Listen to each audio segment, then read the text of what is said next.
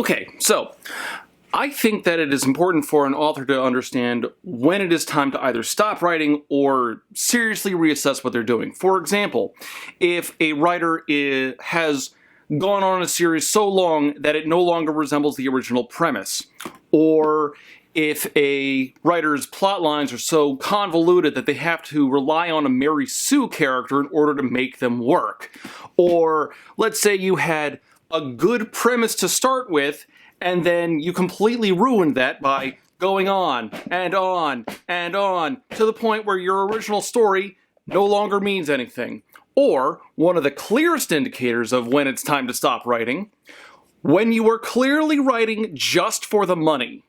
How's that for an opening? Ready Player One was something of a hit that resulted in a movie deal for author Ernest Cline, so he, several years later, came out with Ready Player Two, a sequel that the internet collectively shrugged at. And there's something of a disparity between how both books were written, and I think it's a wonderful case study for what makes a stupid story versus what makes a bad story. Now, in my opinion, a stupid story is something that has dumb plot lines, dumb characters.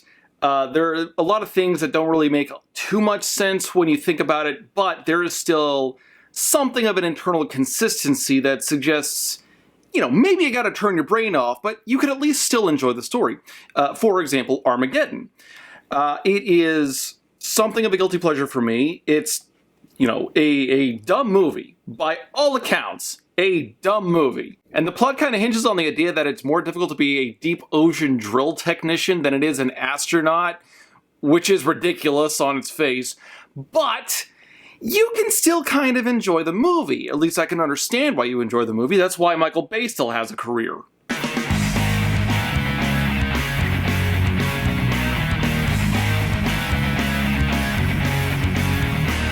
A bad story, though, is one that often relies on poor characters, making things way too easy, plots that don't make sense, world building that doesn't make sense, minimal internal logical consistency within the story or the characters. And that fits Ready Player 2 to a T. Ready Player 1 was a stupid story, but it was enjoyable. There was some flashbacks to nerd culture, to 1980s nostalgia, some gaming references. It wasn't the deepest book. There were some problems with the world building. The characters were simplistic, but it was still enjoyable if you allowed it to be. I tried going into Ready Player 2 with the same mindset, and it didn't work. Everything fell apart with this book. If you thought the characters were flat in the first book, they are worse in this one. If you thought the world building was bad in the first book, it's much worse in this one. There is so much wrong with this book that I cannot go over all of it in one video. Even with my overly detailed analysis of an hour and a half. A couple of other YouTubers have attempted taking this on. Amanda the Jedi and Daniel Green, both excellent channels by the way, have gone over this, but I think neither of them went over 30 minutes, and unfortunately, you can barely scratch the surface of what makes this a bad story in that little amount of time. So, some backstory. Ready Player One was published in 2011, and Cline said that he had always had a story idea for a sequel in the back of his mind, which, believe that if you want to. According to him, he didn't seriously start working on a sequel until about 2015, and then, that was just like brainstorming. And he sat down to actually seriously write it in 2017, with the movie, Ready Player One movie, coming out in 2018. So, this is something of me looking at this in a negative light, which I don't like to do, but cynicism kind of wins sometimes. It doesn't seem so much that this was a natural extension of the first book. It feels much more like Cline was trying to ride on the coattails of whatever financial success the movie would bring him. And now he is trying to milk it for all it's worth because he has announced that he is writing a third book, not Ready Player 3, Ready Player 0, which is going to be a prequel between the building of the Oasis with Halliday and Ogden Morrow. I am honestly not sure how much of a story you can actually get out of that. The prequels are tricky to write because you already know how they end. After reading this, I don't think that Klein has the stamina to make a compelling story out of something like that. Oh, yes, and Klein has said that there is going to be a movie made out of this book. There are going to have to be a number of changes because of how Spielberg handled the movie and, differences in adaptation. Maybe I should cover that. Also, because I'm splitting this review into 2 videos, I've got to explain how I'm doing things. The first video is pretty much going to lead you up to about that far into the story. This is going to be the world building, because this is pretty much how far we've got to go to get to any actual plot. And everything after that is going to be the story itself. And that one is... That is one big pile of shit. But what is the story? Well, in short, it's a lazy recap of Ready Player One. And to recap that, Ready Player One is the story of Wade Watts, who goes into the Oasis to hunt the mystical Easter egg that the Oasis's creator left behind. You find the Easter egg by solving the 3 riddles, and you get total control over the company. And if you're not familiar with it, the Oasis is more or less VR chat, but with less Ugandan Knuckles memes. But Wade goes through, he solves the puzzle, he gets the egg in the end, and he becomes the new majority shareholder or whatever of Gestation Special Systems. I don't remember what it was called. It does not stand out very well. Gregarious Simulation Systems. I was close. Anyway, this takes place 3 years after that. Wade and his friends pretty much run the company. They are multi-trillionaires, insanely rich. And to make it even better, Wade actually discovered a new technology that Halliday had left behind but had not released to the public for reasons of if he didn't, then this story wouldn't exist. It is called the Oasis Mural Interface, also known as the ONI, and I shall be referring to it as the ONI. Oni-chan. It is a device that allows you to fully immerse yourself in the 3D digital world, so you'll not only be able to see and feel everything, you can also smell and taste them as well. It's a fascinating idea that has a lot of potential for exploration that is almost completely sidelined outside of a singular plot point, and is otherwise used almost exclusively for sex. Not joking. Well, they released it to the public. Of course, everyone wants one.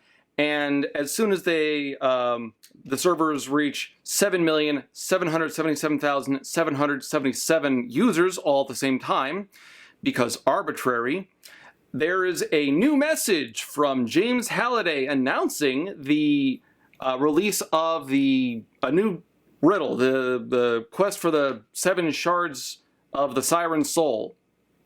And the only person who can actually participate in this is Wade, so why would anyone give a shit? It's perplexing. Even if anyone does discover one of the shards, no one can actually interact with them except for Wade. Well, and one other person, but we'll get to that later. But it turns out there might be something suspicious or mysterious to these Siren shards, because an old AI from years past comes back and threatens everybody and locks them inside of their Oni headsets so they can't log out. Yes, it is Sword Art Online, which is something that this book refers to multiple times. If you are going to steal a plot line from an anime, why not steal a good one? So Ready Player 2 is bad fanfiction of Sword Art Online, which itself is bad fanfiction of .hack. I bet a good portion of you don't even know what this is. This entire video is just an excuse for me to show off my library. And unfortunately, for some reason, there's a growing movement in a lot of stories that I've noticed are coming out, mostly out of Hollywood, but the dependence on old material is making a lot of mainstream writers exceptionally lazy, so much so that they tried world building on top of previously established canon, and they don't know what they're doing, so they inadvertently, retroactively ruin previous storylines. This book is so glaring in its flaws that I have lowered my opinion of the first book. And as I've said before, I like a good, stupid storyline. There's nothing wrong with that. You can indulge in the occasional Michael Bay. Yes, the man's got minimal talent when it comes to actually writing a story or compelling characters, but sometimes you just like watching shit blow up. Something to keep in mind, and I'm not going to go over this too much now, but one of the things that Klein said that he was attempting to do is instill a sense of empathy within this book. Try to create a device that would teach empathy and try to display characters learning empathy. A lot of the problems that we're facing right now can be traced back to a lack of empathy. And if there was it would be great if technology created a way for you to see how other people feel. You know, people can't do it on their own. It would be great if there was an invention that allowed you to see the world through other people's eyes or walk a mile in their shoes. So those are all things I wanted to weave into the story. The point of view gun conveniently does precisely what its name suggests. That is, if you point it at someone and pull the trigger, they instantly see things from your point of view. Give me that thing. We're going to dissect that at the very end of the video, the end of the second video, so you can fully understand how badly he failed at that. Klein missed the mark so much that you might as well watch 300 and treat it as a documentary on why the Jetsons was so popular. I should also mention that I only really took this on because Don Noble was too burnt out from Twilight, so it's up to me to tell everyone how awful this book is. Dom, you gotta pace yourself, man. Why do you think it takes me 2 years to review a new Twilight book? And through some of my research, I came across a quote that Klein said in response to some of the criticism he's been getting for Ready Player 2 was that harsh criticism was the price mark of success.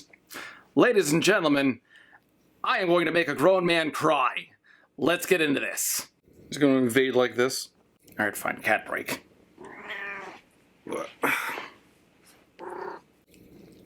So, the book opens up with the prologue. Pain in the ass. And the entire prologue is one massive show don't tell violation. Every single thing gets spelled out on like an idiot level. There is no real depth or imagination to how anything is presented. It's honestly kind of disappointing, although it serves as a pretty solid red flag for what you're about to get into. There are a lot of show don't tell violations to the entire bloody thing.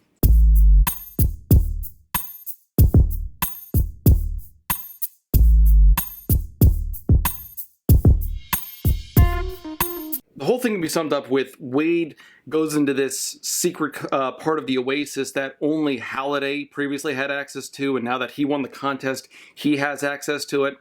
And that's where he discovers the technology for the Oni headsets. And when he tries it out himself, he gets a new message. Instead of being greeted with Ready Player 1, he is greeted with Ready Player 2, which doesn't make sense. I don't really go after titles that much because oftentimes they're easy enough to understand and you don't really need to dive into the nuance of it. For example, The Book Jumper or The Hunger. This is about the Donner Party. You know, self-explanatory there. The Survivalist. I'm just picking up examples around me. They're simple. You understand it. Ready Player 2, going into this, judging by the title, I assumed it was going to be about, like, Wade's kid or something. I don't know what Ready Player 2 is about. Like, who's the 2 in this? Who's the second player? Because you've got mostly the same batch of characters from the first book. There's an antagonist character. He's new, but he's the antagonist. It doesn't really work as a Player 2 option. I mean, maybe if you're going for some sort of a broad-stroked idea of this being a competitive story, but considering how little the antagonist actually does, that doesn't really work. Like, there's more scheming in the background and kind of being generally obnoxious rather than actively threatening. No, the reason this was called Ready Player 2 was because this was called Ready Player 1. Doesn't get any deeper than that.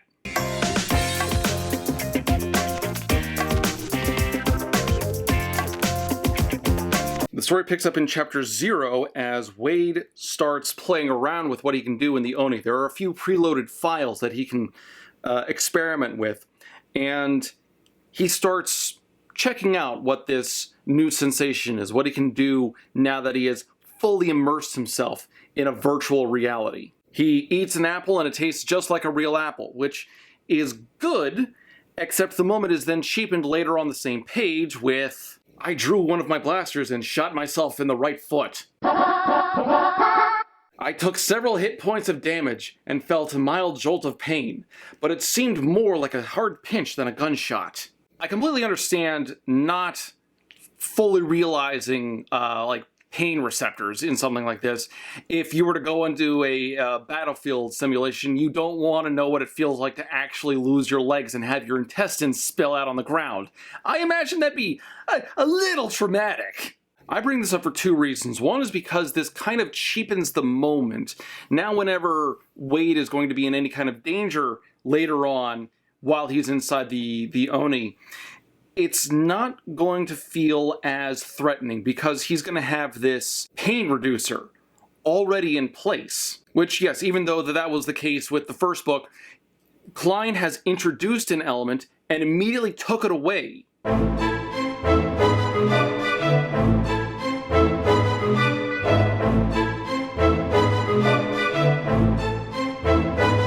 The other thing makes more sense with later context, so keep this point in mind. There are other things for Wade to experience while he's in this new environment, and they include things like racing, surfing, skydiving, and kung fu fighting.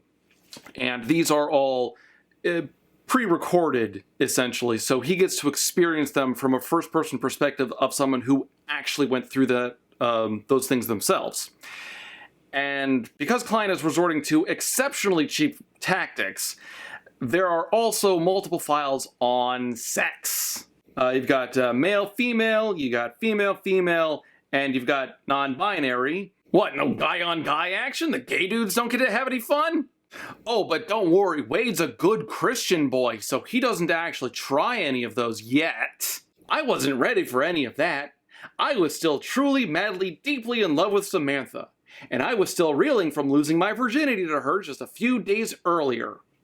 I get that Wade is a teenaged boy, and teenaged guys kind of have a one-track mind on that kind of thing, but that doesn't mean that I want to keep getting reminders about Wade's sexuality. Yes, reminders, more than one. You're going to see plenty of those throughout the rest of the book. It is very important that you know that Wade got laid. Kind of like Onision in that way.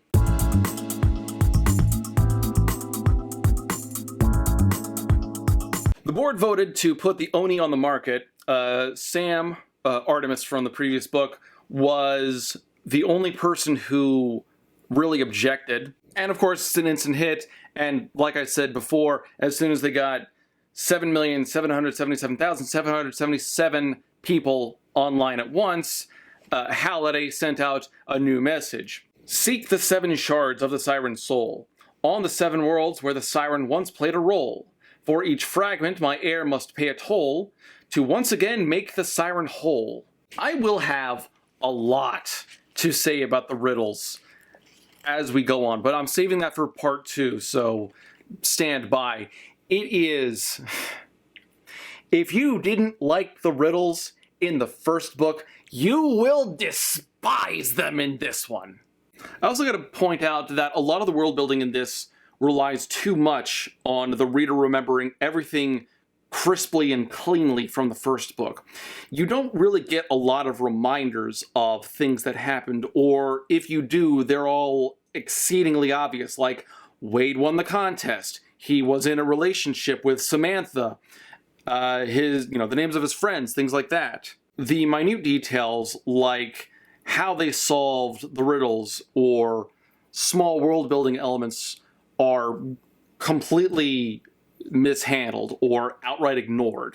This feels more like an immediate continuation of the first book instead of its own adjoining sequel. But Wade also gives us mixed messages about what kind of a business owner, what kind of an economist he wants to be seen as. Because while they're selling the Oni units as low as they reasonably can, to the point where they are barely making a profit just to, make it more accessible for people out there, you also get lines like this. Innovative online industries, the bad guys from the first book, stock continued to plummet. When it fell low enough, we orchestrated a hostile takeover of the company. GSS absorbed IOI and all of its assets, transforming us into an unstoppable megacorporation with a global monopoly on the world's most popular entertainment, education, and communications platform. So, you want to increase accessibility for your users to the point where you're no longer concerned about a profit, but you also want to become a monopoly. These are conflicting images and don't really sit well together. The monopoly idea is reinforced and even remarked about in a positive light on the very next page, when Wade says, "It also let us maintain our monopoly on what was rapidly becoming the most popular form of entertainment in the history of the world." Now, here's an important lesson for any writer out there. Introducing unique terms into your story can be a great way to world build. Give it a little more identity. Think of how well that's worked in so many other ways. Tolkien alone would be a great example. Okay, to set up, here's some terminology that Klein used. Sims were recordings made inside the Oasis, and Rex were only recordings made in reality. Except that most kids no longer refer to it as reality. They called it the Earl, a term derived from the initialism IRL. And Ito was slang for in the Oasis. So Rex were recorded in the Earl, and Sims were created Ito. Not only was that clunky, you almost never see any of those terms ever again. I'm not saying that they never show up, I just cannot for the life of me right now recall the Earl or Ito ever showing up again in the book. Sims, yes, that one shows up, but that's such a simple term right out the gate that you already know what it's referring to. So you can create a file in real life and upload it to the Oasis to experience, or you can create it in the Oasis to experience again later on, like a previous recording. Okay, that's fine. I don't know why he needed to refer to it as, the Earl. It just sounds like you're trying too hard, especially because it never gets reinforced. If you're going to use terminology like that, if you're going to make something up, use it! Moving on, Wade is still celebrating how awesome the Oni is and everything you can do inside of it, and doesn't see either he doesn't understand or Klein doesn't understand how brains actually operate. For less than the cost of an iced latte, you could now safely experience just about anything that human beings could experience. You could take any drug, eat any kind of food, and have any kind of sex without worrying about addiction, calories, or consequences. You could relive uncut real-life experiences or play your way through scripted interactive adventures inside the Oasis. Thanks to the Oni, it all felt completely real. So, this is an idea that Klein brings up, and this is where I'm a little confused in how it's being presented, because I don't know if Klein just doesn't know what he's talking about, or if Wade is so oblivious to the words coming out of his mouth that he doesn't realize how contradictory he's being. Video game addiction is a thing. It is a very real thing with neurotransmitters and dopamine dependency. And I actually found a fascinating video during some of my research about dopamine fasting. If you really want to get the most out of dopamine releases, check the description for that. But it also helps you understand how addiction forms and works.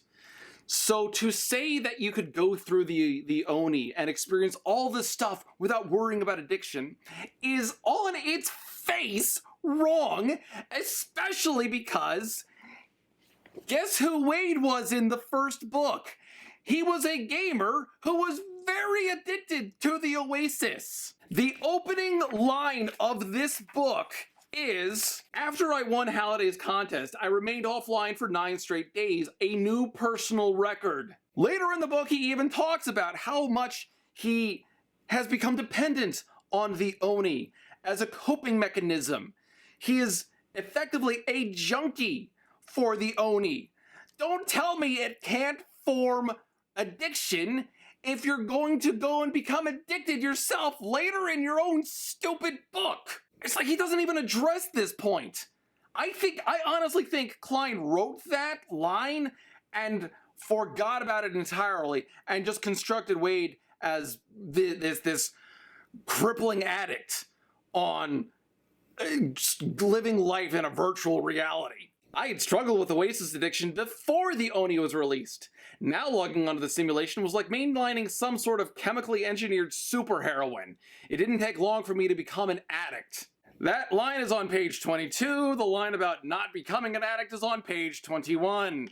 At one point, you were being so sloppy with your world building that I swear he's either not using beta readers or he is smacking them away. I'm sorry, I know I'm getting a little annoyed at this, a little loud. It's so poorly constructed, and the arrogance I have seen through Klein in some of these interviews, it's like, you're not a good writer, sir. Get off your goddamn soapbox. You're not good at this. Some of the internal inconsistency inside this book is worse than what you'd find in The Rise of Skywalker. But Wade is not done talking about how awesome the Oni is. He keeps giving multiple examples of why it's awesome, and these are things that either are only entirely superficial or just flat out weird. The Oni made the lives of the impoverished people all around the world a lot more bearable and enjoyable. People didn't mind subsisting on dried seaweed and soy protein when they could log on the Oni net and download a delicious 5-course meal anytime they pleased. People could sample any cuisine from any part of the globe prepared by any of the world's finest chefs and have it served to them in a mansion or on a mountaintop or in a scenic restaurant or on an autojet headed to Paris. Cool idea, but what does that say about the in-game economy? The first book opened to Wade as a broke-ass student. Did the in-game economy get removed at the end of the last book? Because honestly, I don't remember. While scarcity wouldn't need to be a factor in a digital world, and as long as the real-world servers were maintained, that wouldn't be an issue, this does contradict what the first book established. I'm reminded of the scene in Chrono Trigger where you visit the future and sleep in those resting pots that make you feel restored, but you're still hungry. The one that I really got a question about is like, I don't know if Klein is out here putting his kinks on full display, but is there anyone out there who would actually consider doing this? New applications of Oni technology continue to reveal themselves.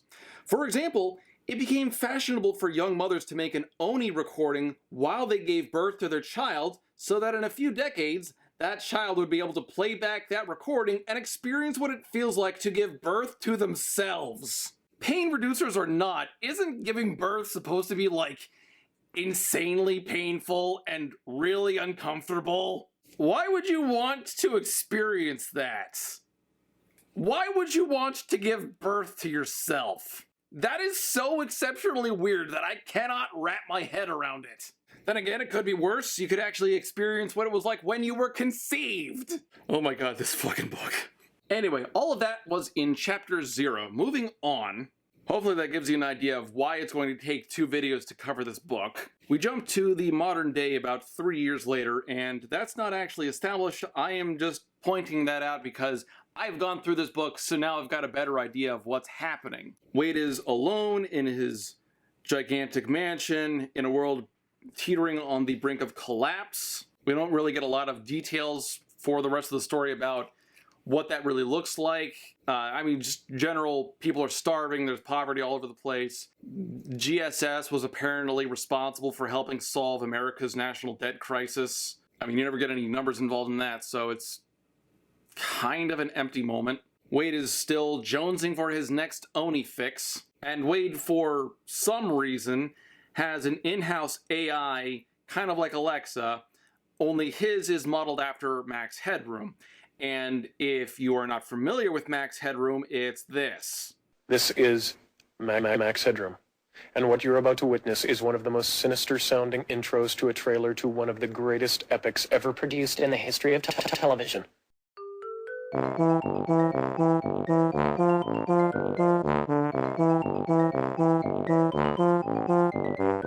Yes, it. Yes, it. Yes, namely, the Max Headroom story. I would murder the shit out of that. We get another reminder that Wade got laid. I've heard Klein accused of using Wade as a self-insert OC, and while I'm willing to give him the benefit of the doubt, the constant reminder of how much Wade has gotten sex really doesn't help the accusation. Wade's going about his day showing off every aspect of his life. and he relives an old memory of when he introduced the Oni to Sam, Shoto, and H, the friends who helped him defeat IOI 3 years previously. We actually get the conversation. He lives it through a recording as we see the conversation of when he introduced the Oni to the others, and Sam loudly protested it, comparing it to The Matrix or Sword Art Online. That is not the first time that those properties will be introduced. In fact, Sam felt so strongly against the Oni that she actually broke up with Wade, so their relationship lasted a total of 9 days. But the other characters have not been lazing around doing nothing. Shoto set up the Daisho Council, named after his semi-brother from the first book, who died. Spoilers. And H set up the Wakandan Outreach Initiative. Wade continues to world build and explains that Earth is not really sustainable anymore, so his big plan is to christen a rocket called the Vonnegut, named after his favorite author, apparently, and designed to look like an old Firefly spaceship. Take a bunch of DNA samples and a few survivors, get on the ship, and blast off to another planet out in Proxima Centauri, where they would find another Earth-like planet and make a new home there. So Wade's plan to survive all this, the dire state of the world, would not be out of place in Empress Teresa. The levels of ridiculousness, I swear to God. We get even more nothing as Wade goes about his day still. There's a lot of flexing in this book.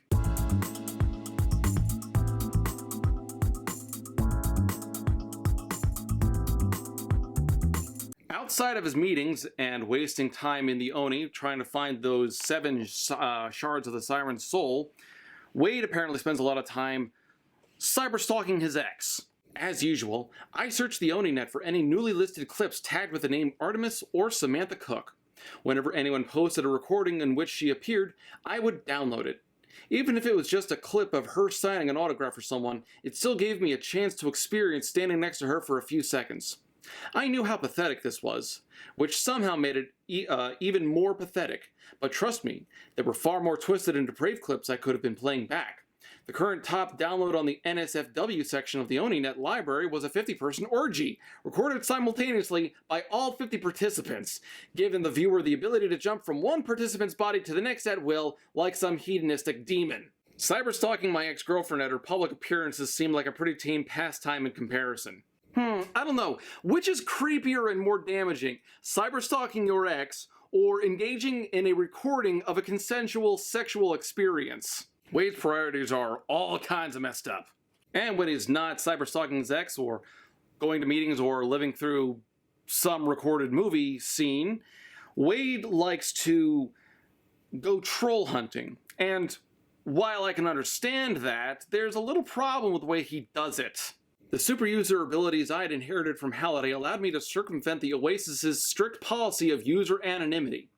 So when some snide douchebag using the handle Penisville Hater posed something nasty about me on the Mead feeds, I pulled up his private account profile, pinpointed his avatar's location inside the Oasis, and waited till he set foot inside a PvP zone.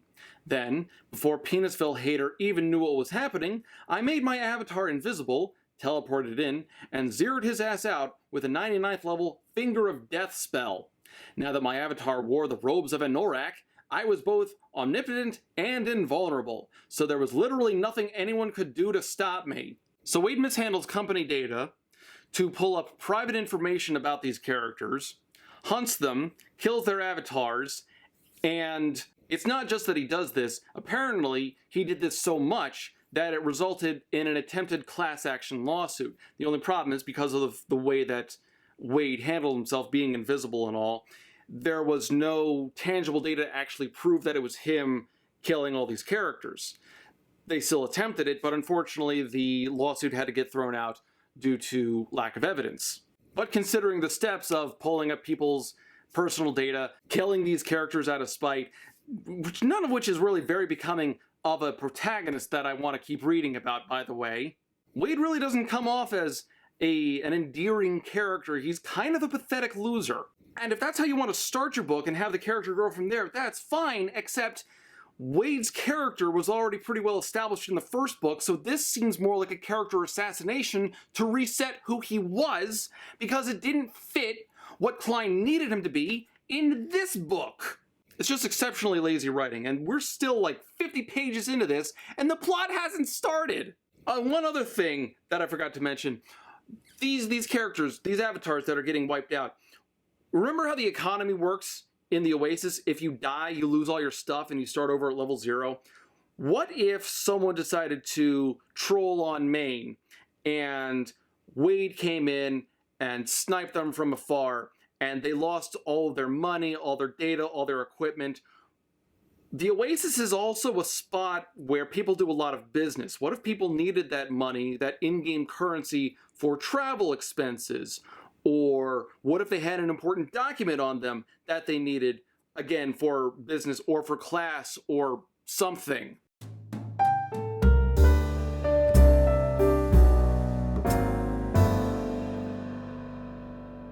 Wade's always vaguely discussing how bad the world is, and here he is making it, at least in some part, a little worse. Not an enjoyable protagonist. And yes, now I am on page 53, and still no plot yet. A good portion of this stuff can be truncated so much. Do not cause your reader to wait this long for the plot to start. If you don't give them something enticing, if you don't give them an engaging world with engaging characters, they're going to lose interest real damn fast. I'd understand if a lot of people said they didn't finish this book because they couldn't get past the 84 pages they have to in order to see the plot. Yes, 84. And that's the beginning of the budding part of the plot. That is the very start of a hint of a plot. If you really want to go into detail about that, and by the way, 84 pages is the beginning of chapter 5, if you really want to see where the plot starts, you got to get all the way to chapter 11. Correction, chapter 10, but that's still page 137. This much of the book this is the plot, this is the setup, and it's not worth it. A lot of the world building is really grim and you can afford to skip it because it either doesn't add anything to the story later on, or it paints a really grim picture that you're not really comfortable with. For example, did you know that when you're in the Oni, much like when you're in Sword Art Online, your body is pretty much catatonic, so you've got to protect it. Wade protects his with a mobile tank coffin called a motive. I swear there's like an attempt at a pun there that doesn't follow through, but my new prototype motive, a mobile tactical immersion vault, sat on a circular elevator pad in the center of the room. The motive was a logical extension of the concept of a standard immersion vault, an armored coffin that protected your sleeping body while your mind roamed the Oasis.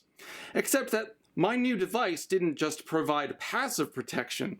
Part of GSS's new Super Vault Deluxe line of tactical Oasis immersion vaults, the motive looked more like a heavily armed robotic spider than a coffin.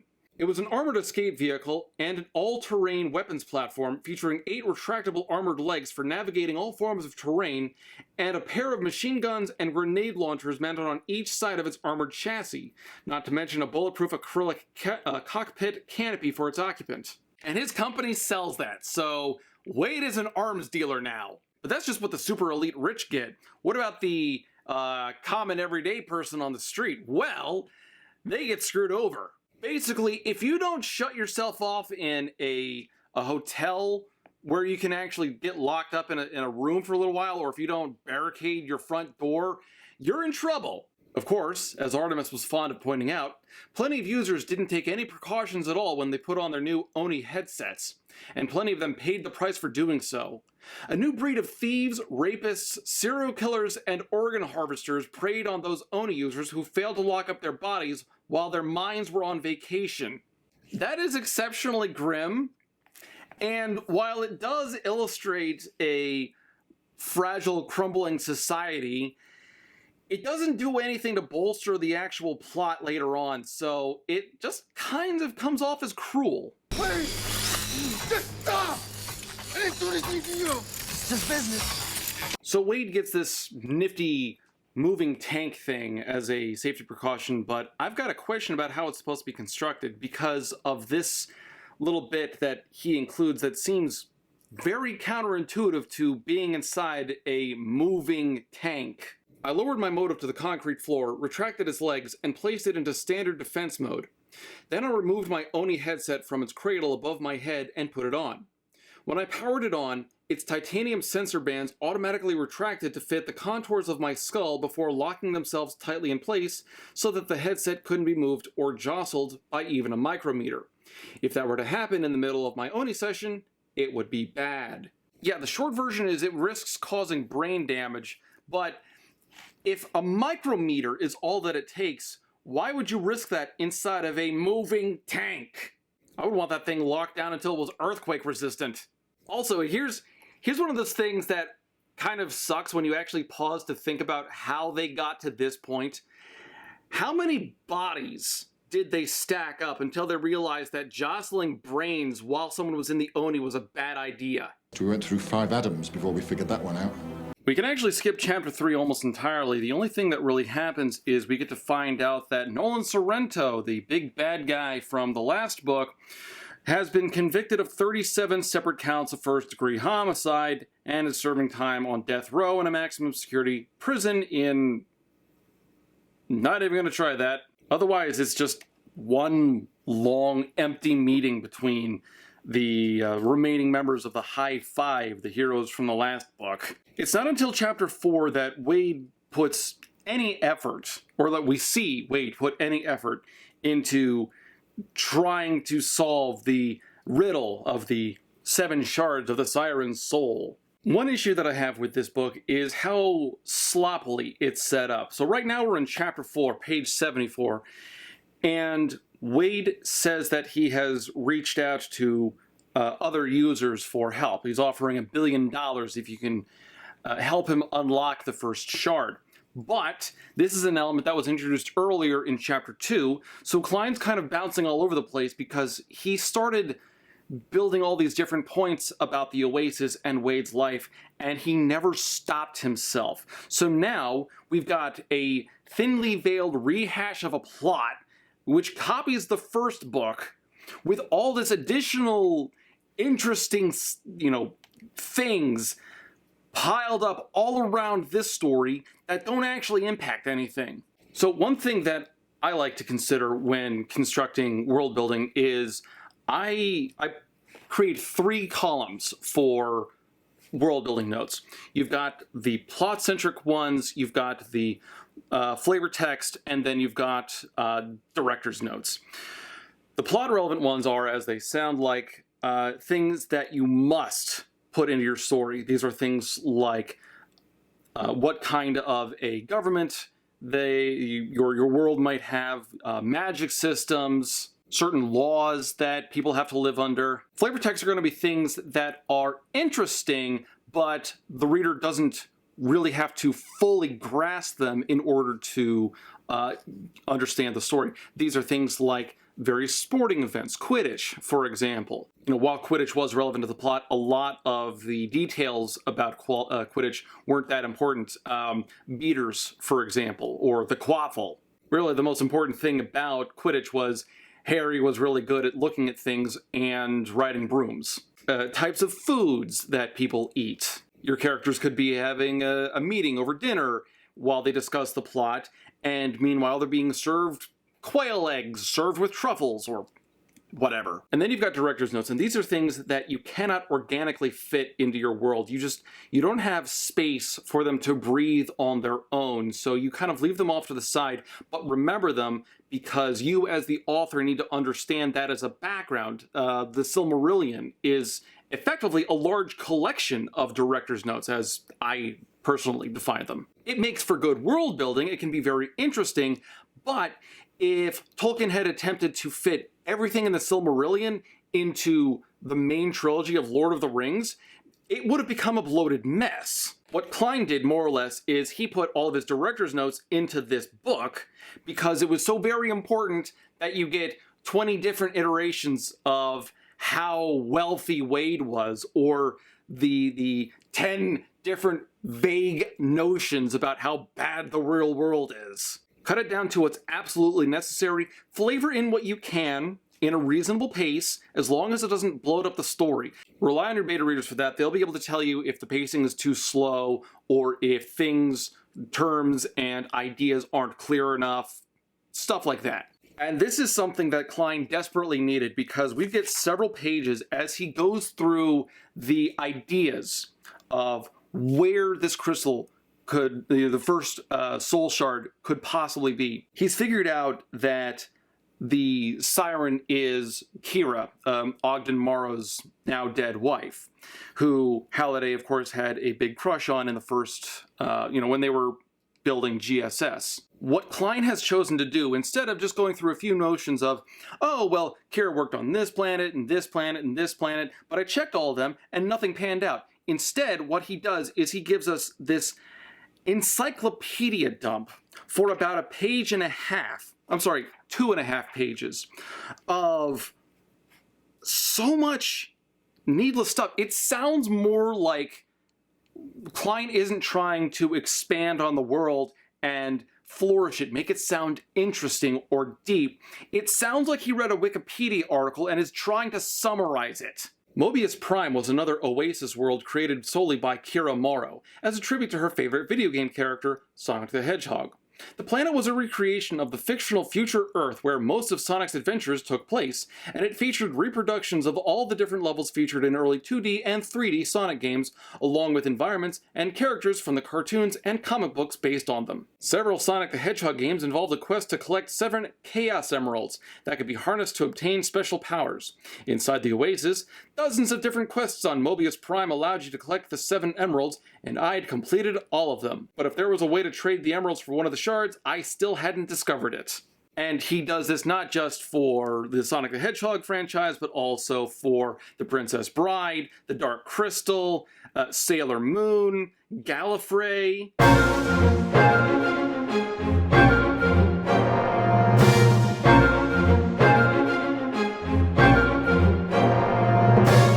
Studio Ghibli, Lord of the Rings, Dungeons and Dragons. Only one of these planets actually comes up later on, one called Halcydonia, and it comes up so briefly, it's not even worth discussing. Actually, no, it wasn't 2.5 pages, it was 4.5 pages. I stand corrected. Anyway, Wade has spent about 3 years going around trying to hunt for any kind of clue that he can, to the point where he got bored and kind of petered off. And it's not until he gets a message from another user called Lohengrin that he actually gets invested in the quest again. Now, Lohengrin, or Lo, as she is more commonly referred to in the book, is a YouTuber with 50 million subs, and she's also trans, but her character is utilized in probably the worst kind of ways that you can. I'll have a lot more to say later on when you get a full picture of how she's utilized, but it is such a mess. Also, Lohengrin is apparently Percival's son, according to some versions of the King Arthur legend. So that's neat. Anyway, Lo contacts Wade, stating that she has uncovered the first of the 7 shards and asks that Wade meet her. And this leads us to Chapter 5, where the plot is almost kind of sort of beginning to happen. So Chapter 5 is where we get to meet Lo, and we get to meet her through Wade misusing his admin powers and creeping in on a conversation between her and her friends. The friends are known as the Lo 5, not that that matters, it doesn't lead to anything. The issue with this, aside from Wade being a creeper, is the way Klein tries to bring these characters in. The dialogue feels so unnatural. "You are so full of shit, Lo," the one named Wukong said in a deep voice. "Even more than usual, which is saying something." His avatar was a tall, half-man, half-monkey creature, which explained the name. Sun Wukong was a character from Chinese mythology known as the Monkey King. "Come on, Kong," Lohengrin said, rolling her eyes. "Why would I lie about something like this?" "To try and impress us," Kasagir said. The chat room's enormous host was leaning against an iron girder with his massive arms folded across his chest. He was a human male with ebony skin and giant frohawk that added at least a foot to his already impressive height. He wore a brightly colored dashiki and a long, curved sword in an ornate scabbard, just like the character of the same name in the original Highlander film. Then there's a character Lilith. "Of course the ignorant males doubt you," she said, "but I believe you, sister." "So do I, Lo," Rizzo added, popping her bubblegum. Her avatar's inspiration made me grin again. The character of the same name in the movie version of Grease.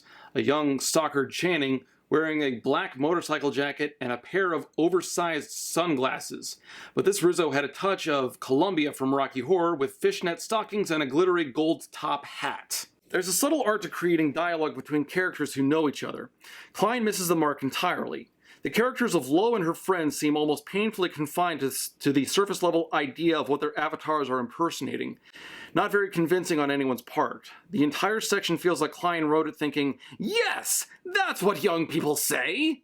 If there's going to be one scene that I refer anyone to as far as dialogue between characters who already know each other, it's going to be the one of the introductory scenes in Aliens where we get to meet the Marines for the first time, and they're all chatting and just giving each other a hard time.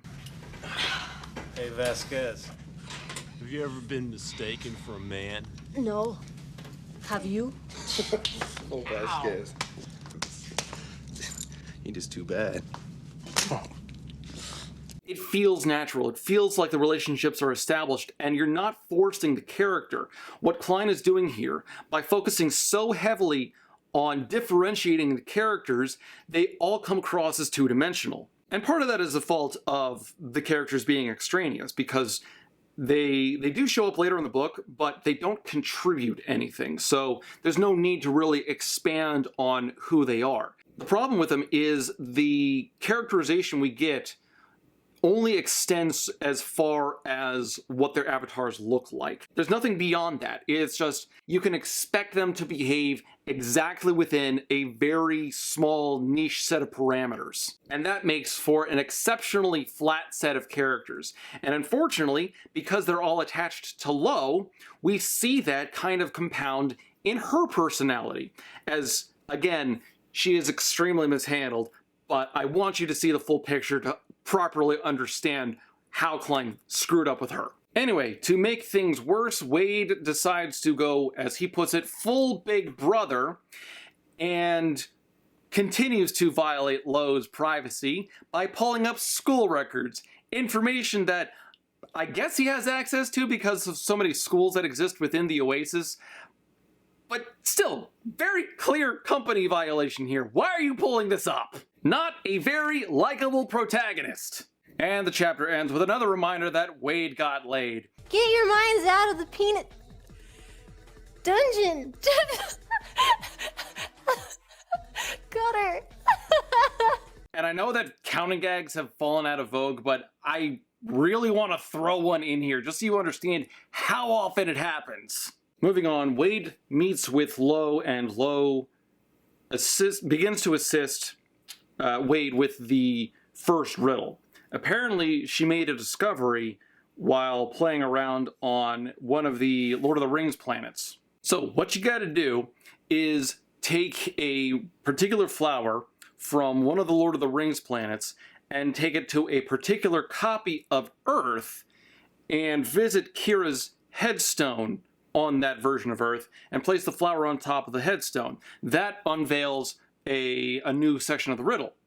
The first shard lies in the Siren's first den, so the question isn't where, but when. Now, there was nothing to suggest that placing the type of flower on that headstone, was ever a good place to start, but okay. And rather than just go through the riddle as it's depicted in the book for the next several pages, I'm just going to read off of my notes here. So the first riddle solution is, you've got to take the flower from a Lord of the Rings planet, put it on Kira's grave on E-Earth, as it's called, go to one specific copy of a town of 256 on a third planet.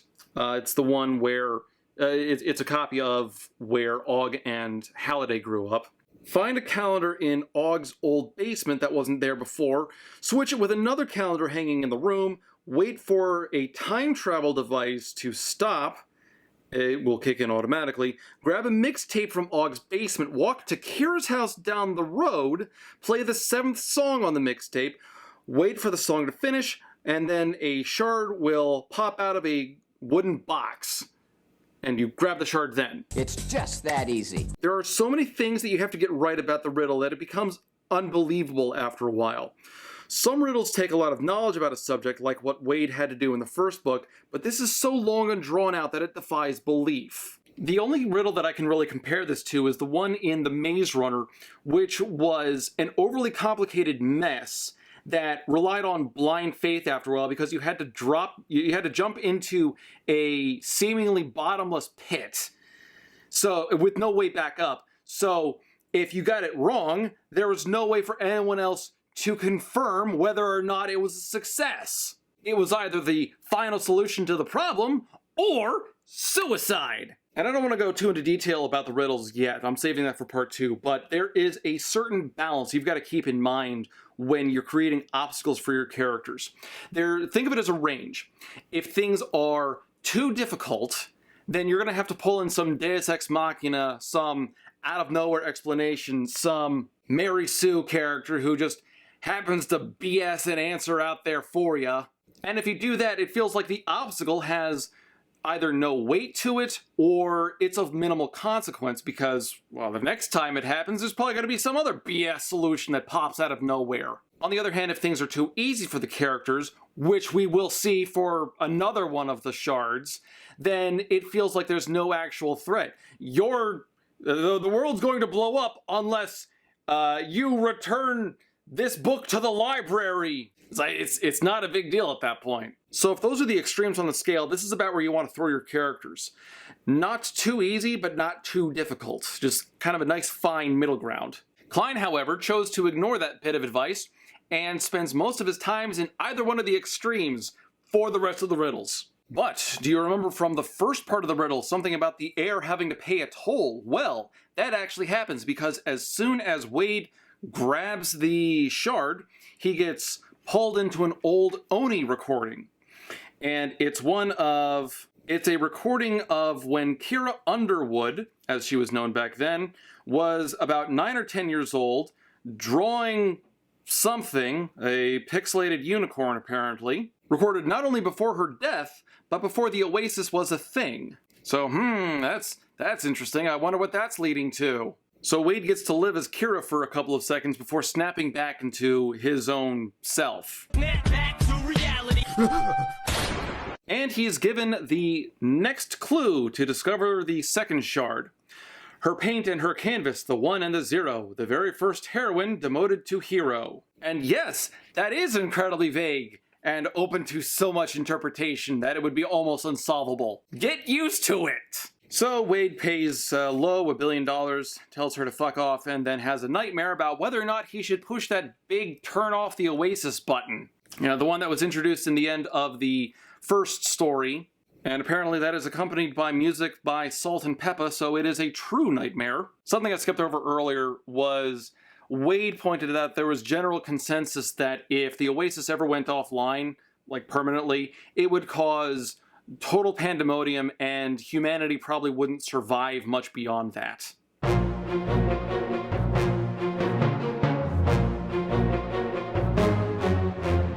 So the idea that Klein is trying to play with here, that Wade may be foreshadowing, he might have to push the button and deactivate the Oasis against some potential horrifying threat, trying to juggle that in the air. The problem is, it's not impressive, and Klein's just trying to juggle a single ball, and he still manages to drop it. You will see what I mean later.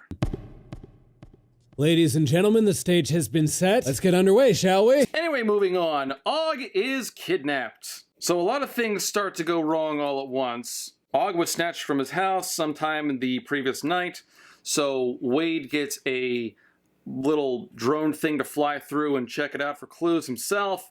He gives us another reminder that he did in fact have sex. And also we're told that Nolan Sorrento has escaped from prison. This will amount to nothing. I swear the payoff to that is so lackluster that when I finished reading it, I had to complain to anyone who would listen for several minutes. Anyway, Sorrento apparently had insider help because he just casually strolled out the front door, of a maximum security death row prison. His insider must have come from somewhere in the Oasis, and thanks to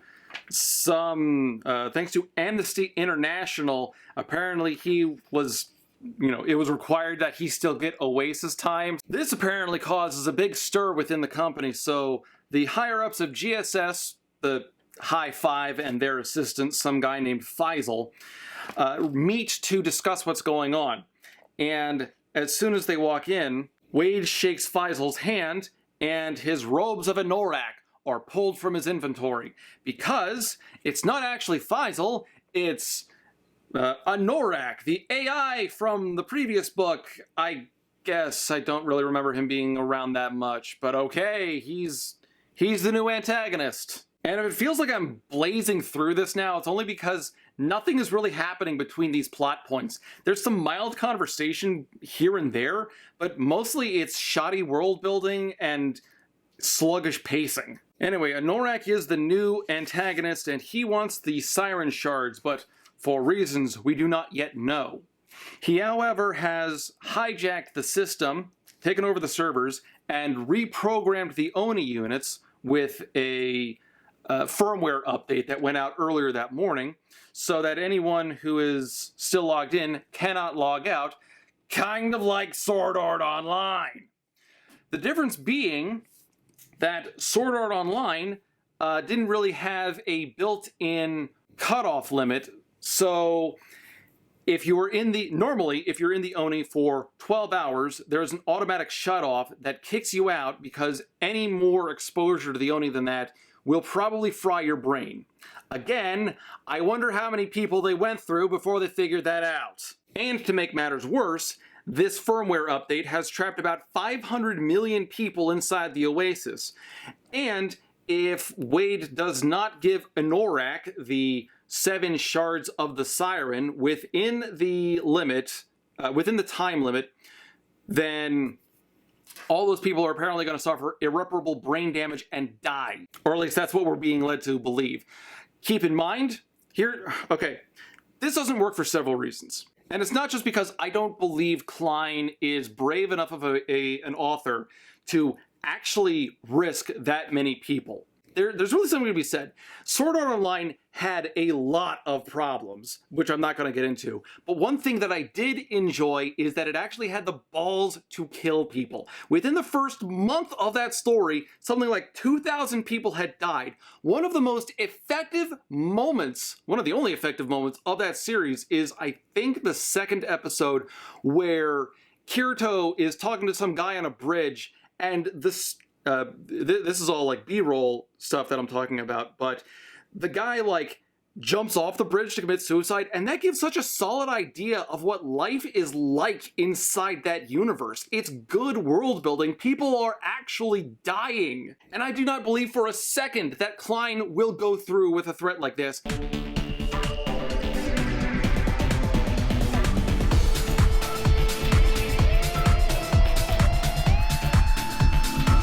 The man who has thus far spent 130 pages building up the world. This is such shoddy craftsmanship that there's no way he can actually pull anything off. Also, here's the other problem with this whole setup. Wade is, the only two people who can actually interact with the shards at all are Wade and Og. Og gets it because of some weird technicality that Halliday built it in beforehand, but he's been kidnapped and he's injured and he's being held off site, and Anorak is using it as a secondary threat. Oh, if you don't give me the shards, I'm gonna kill Og. It's like, okay, the 500 million people weren't enough. But let's say that does happen. Let's say that Og dies and then Wade gets trapped inside this brain damage limit and can't do anything. Anorak has no way to actually get what he wants. He has no way to get the 7 shards for reasons we don't yet know. Anorak has trapped himself inside his own trap. Opponent is a liar. Would you just please shut up? He cannot be. Get out of your own way. And again, not only is Anorak's plan so poorly constructed, he refuses to offer any kind of help to Wade or the other members of the High Five in regards to any of the riddles, like where to go or anything. Now, if he just doesn't know, fine, that's good enough. But he chooses to cap it off by saying this. And I forgot to mention this, but Og also tried going for the shards and managed to find the first 3. But aren't you going to tell us where Og found the second and third shards? Artemis asked. That would probably save us a lot of time. I'm certain it would, Miss Cook, Anorak replied. But I'm afraid I have no idea. Ogden Morrow possesses an all-powerful, undetectable avatar, so I wasn't able to monitor or track him while he was collecting the first 3 shards. I don't know what worlds they're hidden on. And even if I did, I wouldn't tell you. That would ruin all the fun. I hate it when characters say, oh, I don't want to help you, that would ruin the fun. It's dumb. Whether or not it would ruin the fun, this goes in the face of what Anorak is trying to accomplish. This is like trying to win a marathon by first cutting off your feet. It's lazy writing, and it is very easily fixed. If Klein instead had Anorak say, I don't know where they are, that's your job to figure out, there you go. You've solved the problem, he doesn't know where they are, and it elicits a bit of character, because now he's displaying some degree of power over the protagonists. Oh, and I got caught up with stuff, so I forgot to mention, Anorak was Halliday's old avatar AI thing. It's, you know, this guy from the movie. Yeah, that's it. Now you just sign these papers and the Oasis is yours. Except now, apparently, he looks like James Halliday. So this all comes back to some weak character assassination of Halliday that, again, we'll get to in part 2.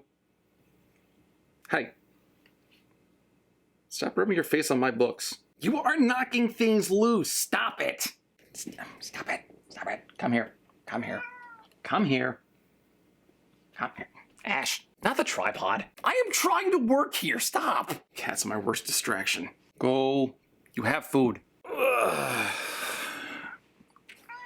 Okay, angry rant interrupted by cat. Naturally, the characters are freaked out by this turn of events, and Wade starts hitting himself in the head. It doesn't really hurt because the the Oni has what are called anti-masochism procedures.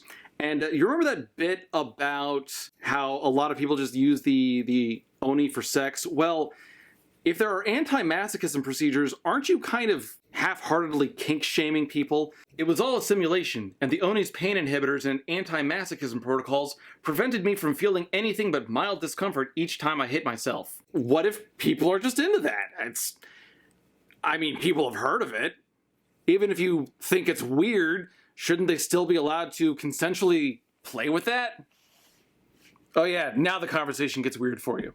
Note to self, if you want the cats to leave you alone while filming, talk about sex things. It's just another in a long list of shoddy world building because you've got people who are going around experimenting sexually, but there's apparently a limit on what they're allowed to do because of what the prudes at GSS think. I'm wondering if this is a compounded issue that Klein came up with while he was world building. Like, he didn't want there to really be pain receptors in the world, but that meant that, you know, like masochism, like if you went in there for, I don't know, insert masochism activity here so that I don't get demonetized. It's like he realized they wouldn't mix, so he decided to throw in this little wrench into his own world building. And again, that's part of what I mentioned, that you shouldn't always include every detail of the world building. This is like some of the director's notes that could have very easily been left off to the side, because now we've got this contradicting image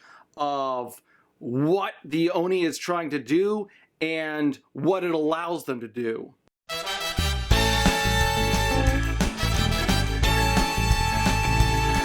The High Five and Faisal spend several pages just discussing what happened and what they should do. And one of the things they ask about is how they can track Anorak as he's moving throughout the system. Now that he has the robes of Anorak, he's basically invincible and has full admin privileges. Damn it, Ash. I heard a thud. I should check that out.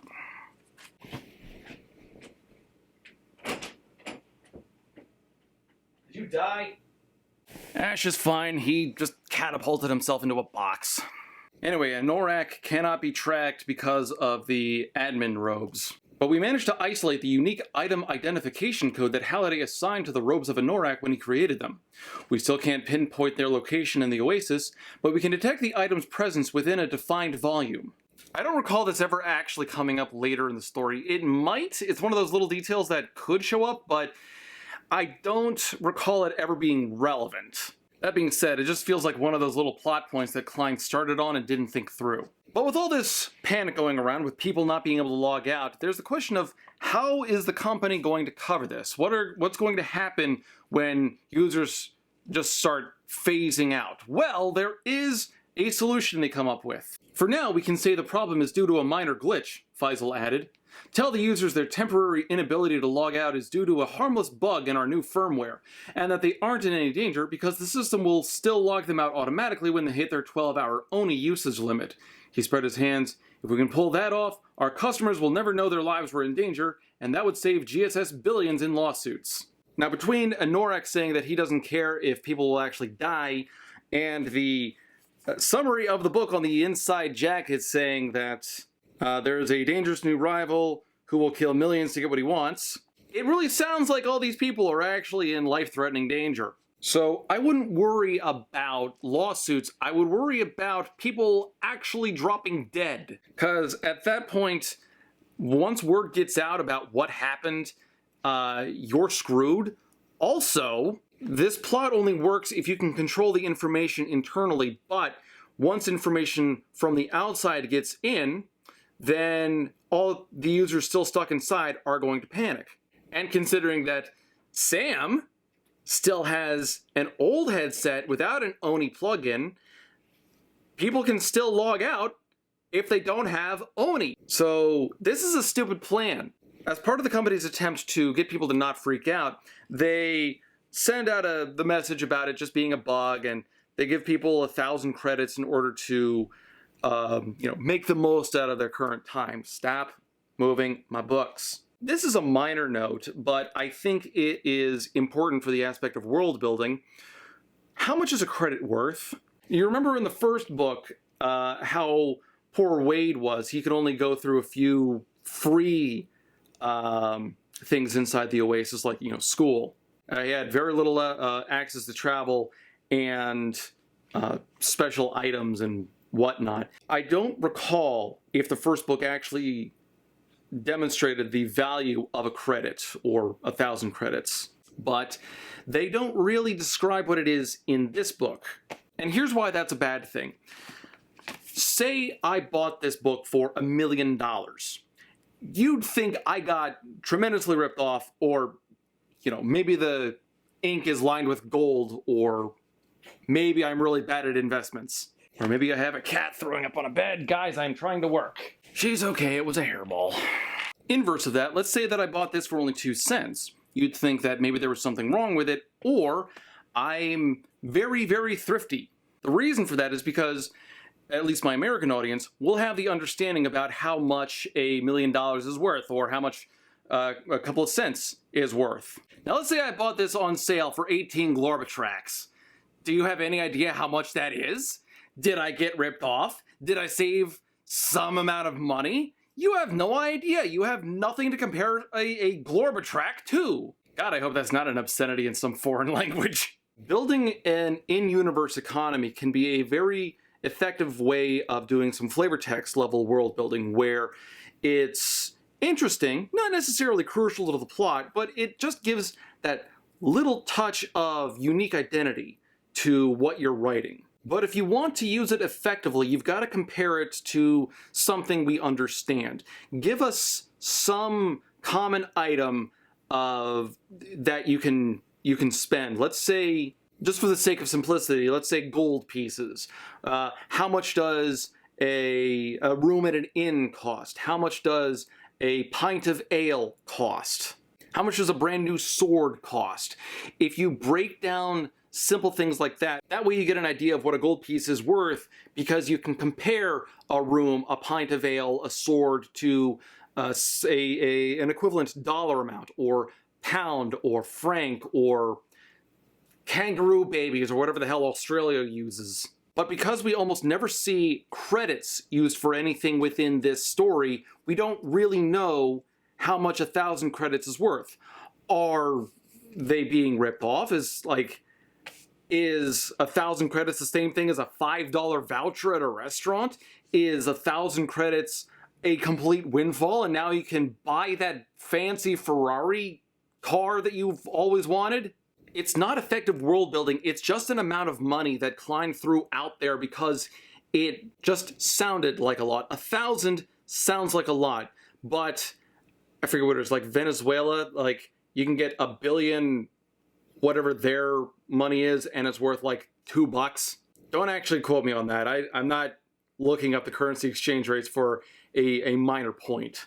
Anyway, like I said, Sam is actually not connected to the Oni, unlike Shoto, H, and Wade are. So she can log out whenever she wants, and she is flying in a personal plane, which is, robot automated, of course. So she attempts to escape and get help by jumping out of the plane, but somehow Anorak is able to hack the plane and dive bombs it after her, and it explodes on impact, and it looks like, oh my god, Sam might be dead with a little more than half the book to go. Oh, say it ain't so, she's alive. This attempt at a cliffhanger lasts for about 3 pages when it turns out that Sam is still alive, so don't worry about it. And because of that, we don't really get a lot of weight about this whole 500 million people are at risk from brain exposure or aneurysms or however it's going to go. So there's very little weight behind this big threat. Anyway, that is where I'm going to close it for now. We are on page 152, the start of chapter 11, and this is where the hunt for the shards really begins. I wanted to focus more on breaking down the riddles as its own video because, oh my god, you do not know how bad that gets. The world building in this, just try to remember the world building elements within this story because a lot of them, the payoff is not worth it in any way. Anyway, until I get part 2 out, if you do want to indulge in some good science fiction, I would recommend the works of Andy Weir and The Circle by Dave Eggers. The Martian is one of the best science fiction books I have ever read in my life. It puts science back into science fiction instead of just setting it up in some futuristic dystopian world where, robots are just a thing. And Dave Eggers is perhaps the best modern parable writer I've ever come across. The Circle's a bit on the nose in some ways, but in terms of parables, if you read it from the same way you would read something like Pilgrim's Progress, it is actually a brilliant book where characters are representative of certain ideas, but I'm getting ahead of myself. I do need to review that one because that movie sucked. Anyway, I'm rambling, and that's the end of the video. Thank you for watching. Big thank you to the patrons out there, and everybody stay safe, and for God's sakes, read something good.